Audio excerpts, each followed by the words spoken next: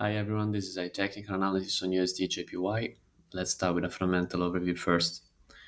The US dollar continues to consolidate around the highs as the market reached the peak in the repricing of interest rates expectations, and it will need stronger reasons to price out the remaining rate cuts for 2025. This was signaled by the lack of US dollar strength after lots of strong US data, with the market's pricing remaining largely unchanged around 3 rate cuts by the end of 2025. We might see the greenback remaining on the back foot at least until the US CPI due next week. On Monday, Feds Waller and Feds Williams sounded like a rate cut in December is basically a done deal, with the plan to slow the pace of rate cuts considerably in 2025. We will likely need another hot CPI report to force them to skip the December cut.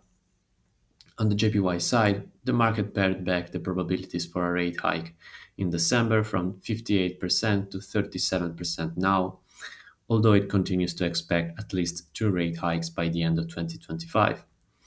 We haven't got anything in the meantime, so the latest repricing might be due entirely to JPY strength. We get the Japanese wage data on Friday, and an upside surprise might give the JPY a boost. Now on the daily chart, we can see that the USD/JPY bounced around the 149.40 level as the buyers stepped in to position for a rally into the 160 handle. From a risk management perspective, the sellers will have a better risk to reward setup around this key 151.90 level.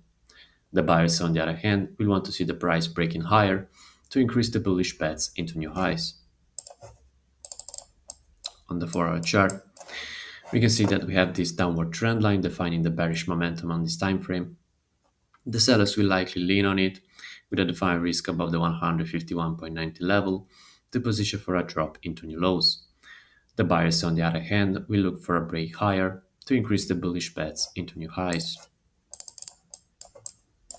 On the 1-hour chart, we can see that the price is now testing this minor resistance zone around the 150.50 level, where the price reacted from several times in the past days.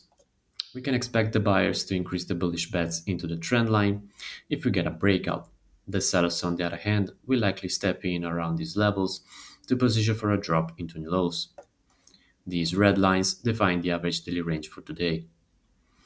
For the upcoming catalysts, today we have the US ADP, the US ISM Services PMI, and Fetcher Powell speaking. Tomorrow we get the latest US jobless claims figures, and finally on Friday we conclude the week with the Japanese wage data and the US NFP report.